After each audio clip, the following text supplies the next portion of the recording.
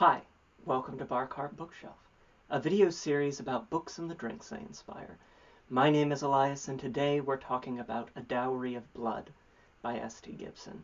A couple of weeks ago, I introduced the concept, the meta-theme of our fall here on Bar Cart Bookshelf as Undead Girl Autumn, about these characters who we'll see as we continue through the fall from the Locked Tomb last month on forward, of women who just refuse to stay dead.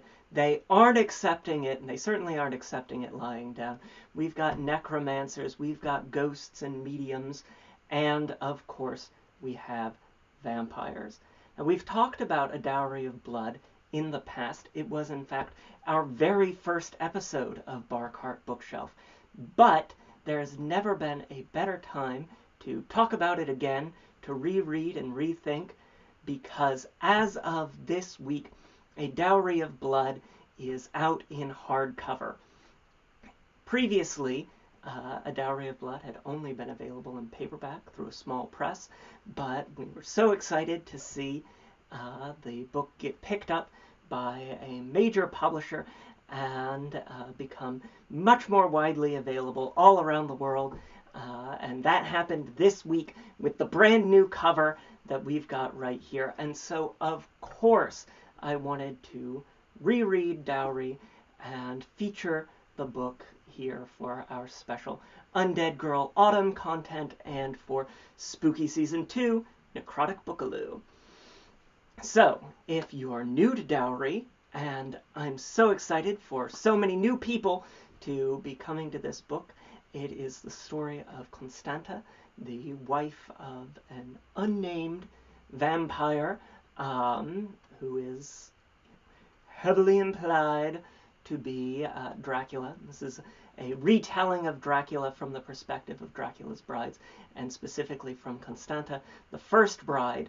It is a wonderfully lush and sensual book with delicious language and really lovely, long, poetic sentences written in this epistolary, diary, confessional style with devotion and hunger and a real coming to terms with what it means to be in love with this husband, with this lord and master, and to reckon with the danger and the difficulty of that, and what it ultimately takes to say enough is enough.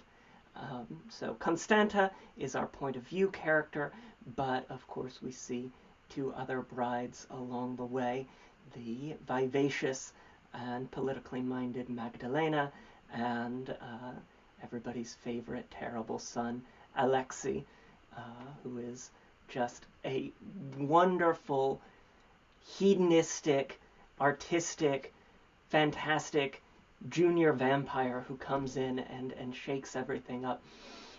It is just such a thoughtful work and very powerful, saying some really remarkable things about domestic abuse and about the hunger of vampirism, the hunger for life, for experience, for desire, deeply sensual, and seeking all of life's and death's pleasures.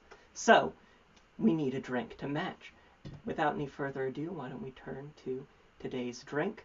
This is The Bride's Kiss in honor of A Dowry of Blood by S.T. Gibson. We're going to start with our base spirit. This is the Carpano Antica Sweet Vermouth. It's a little bit darker, a little bit richer than some of your other sweet vermouths, a little more spiced. It is my favorite house vermouth, one that I'm using all the time, and one that I think is really worthy of the prose and the fantastic style of A Dowry of Blood. We're going to start with 2 ounces of that vermouth in there. It's an ingredient that we see fairly often, and one that I'm sure we'll be seeing again as our Undead Girl Autumn continues. So we've got 2 ounces of sweet vermouth in there, and then rich, sensual, fruity, dark chocolate, creme de cacao. We're going to get 1 ounce in there. Just wonderfully lush, velvety mouthfeel, dark chocolate, something that you can really sip on in a more low alcohol way over the course of an autumn evening. And then to bring a bit of spice, because it is certainly a book with a bit of spice, we will get the chocolate chili bitters from Miracle Mile, one of our favorite bitters here. We're going to get about 4 dashes in there. As always with bitters, easy to add more, hard to add less. So start with 2 or 3, and then once your drink is done, if you feel like you need a little more, you can add another dash or 2 directly to your glass. So there we've got all of our liquid ingredients in our mixing glass for our bride's kiss.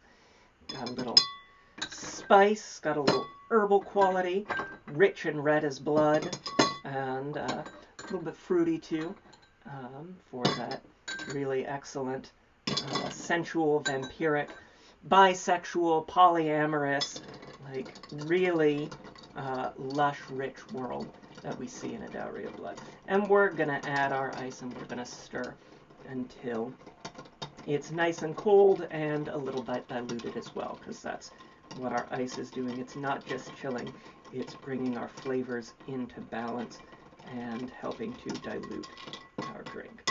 Wonderful, that's looking good. Get our julep strainer right here and strain into our cocktail glass. There we go. And then our final garnishing note, we're going to get one of those Pure Luxury Luxardo maraschino cherries, cocktail cherries. Take our tongs here and add just a bit of that into there. Wonderful, rich red, dripping with something that's a little more palatable to us than blood. And there you have it. This is the bride's kiss in honor of A Dowry of Blood. A Dowry of Blood is available in hardcover now with the gorgeous new cover and an epilogue, a short story that takes place after the events of the novel. I encourage you all to check it out if you haven't already, and to reread and revisit if you already love it as I do. It's really going to give you a lot to think about. We've got links to the Boston Shaker, where we get all of our tools and ingredients, to Twitter and Instagram, where there's a written version of today's recipe. Please try the drink. Let me know what you think. Make sure that you like, share, and subscribe, and tune in so that you never miss an episode.